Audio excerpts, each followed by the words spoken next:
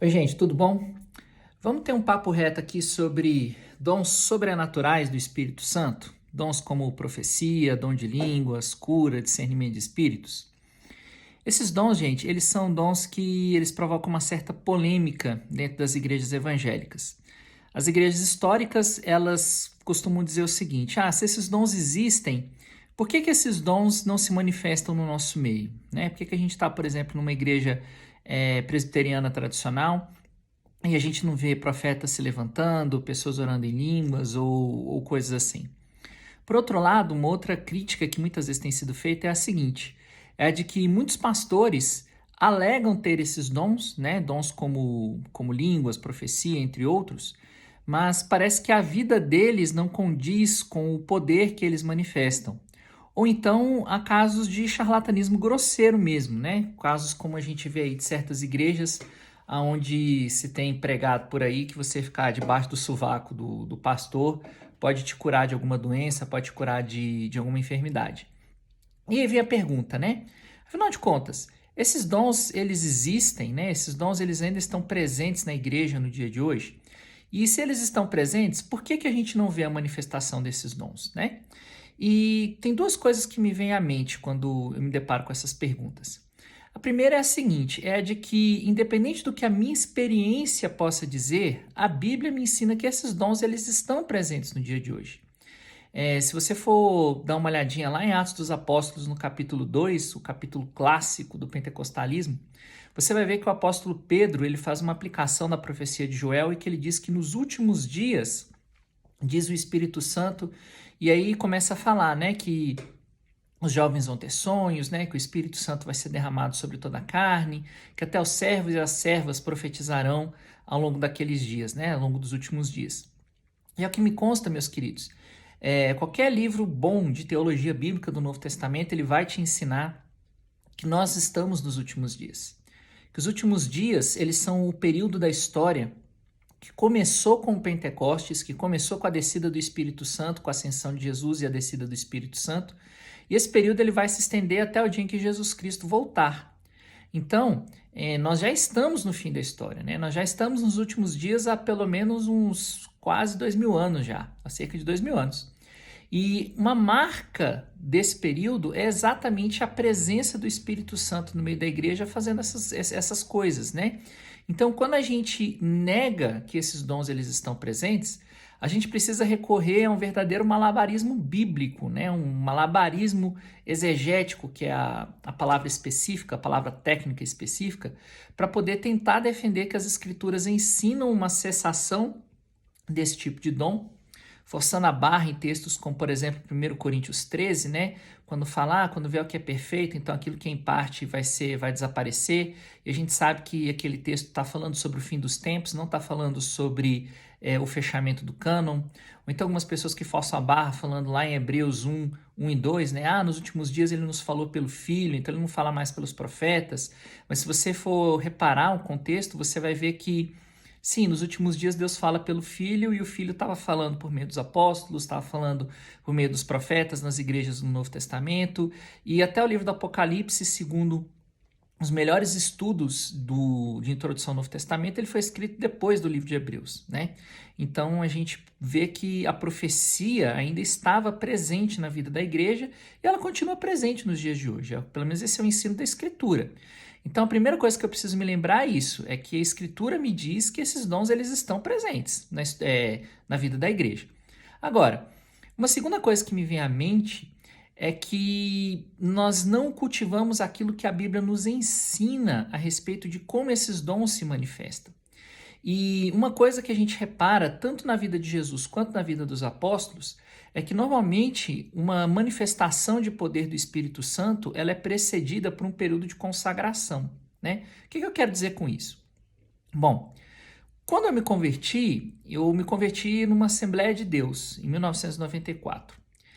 E o que eu aprendi no bom e velho pentecostalismo dos anos 90, que eu sinto saudades, é que você precisa buscar esses dons. Você precisa se colocar na presença de Deus, você precisa orar, você precisa jejuar, você precisa pedir a Deus que derrame do seu Espírito Santo sobre a sua vida.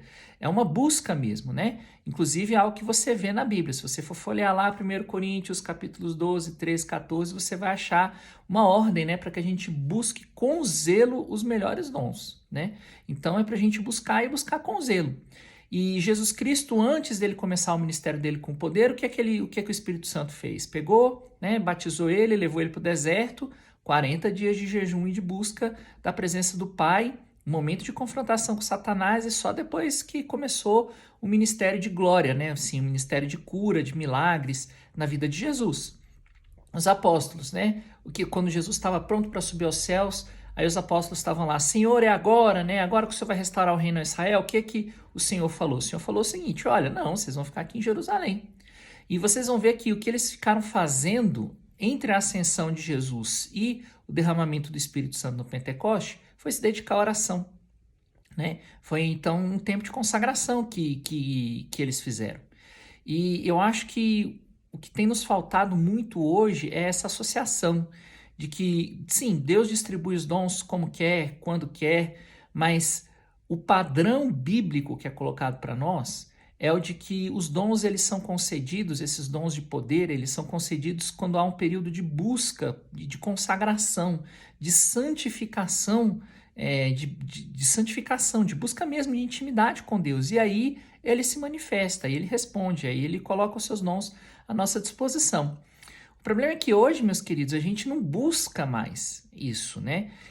Parece que o êxtase, o poder, né, a euforia, isso está na moda, mas essa coisa da santificação, né, de, olha, vamos orar, vamos jejuar, sem escândalos, né, sem fazer alarde, sem colocar para todo mundo ouvir que a gente está fazendo uma campanha de oração, esse tipo de coisa parece que não está na moda nos dias de hoje.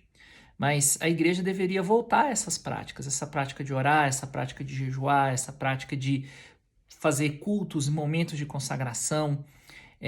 Os reformados, por exemplo, não gostam muito dessa coisa do apelo, né, de você publicamente se consagrar a Deus, né, dedicar a sua vida ao Senhor, mas eu acho que essa é uma prática bíblica, uma prática saudável. Algumas vezes a gente tem que assumir certos compromissos publicamente diante da igreja, e eu acho que isso faz falta para nós, né?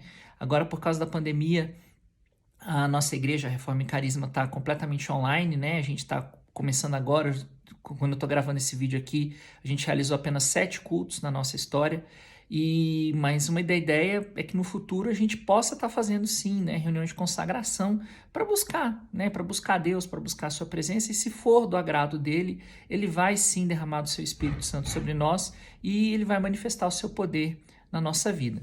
Agora, uma última provocação que eu gostaria de fazer é a seguinte: e quando os dons não correspondem ao caráter, né? Olha, eu acho que tem várias coisas aí.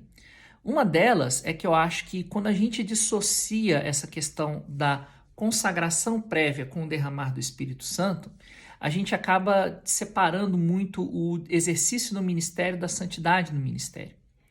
E o que eu aprendi também, lá nos anos 90, no bom e velho pentecostalismo da Assembleia de Deus, é que você precisa de santidade para você poder ministrar, né?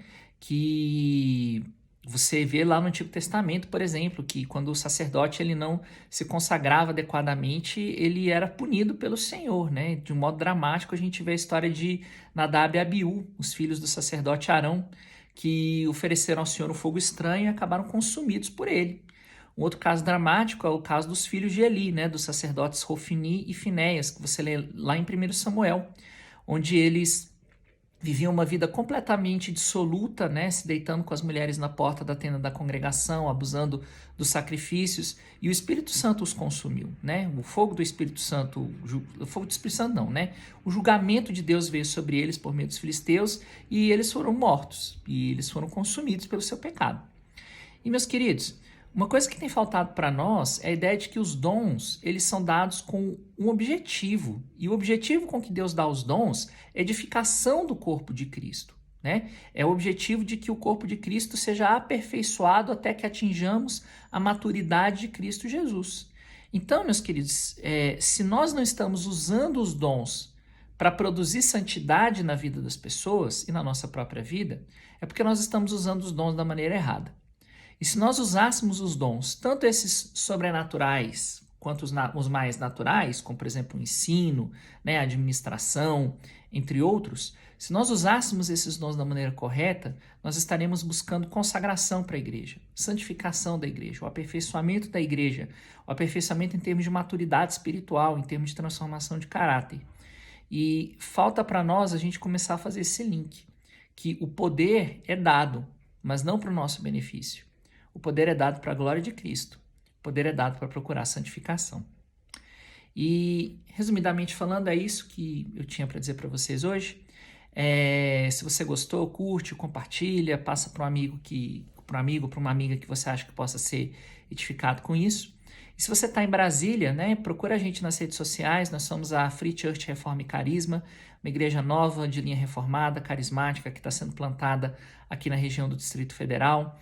Nós temos essa perspectiva, né, de viver o poder do Espírito Santo junto com o ensino correto da palavra de Deus. E essa é a nossa expectativa. A gente não quer abrir mão nem da palavra e nem do Espírito, porque nós queremos a plenitude daquilo que Deus tem para nós. E se você se identifica com essa visão, conversa comigo, manda uma mensagem, vamos conversar e que Deus possa estar abençoando a cada um de vocês. Um abraço.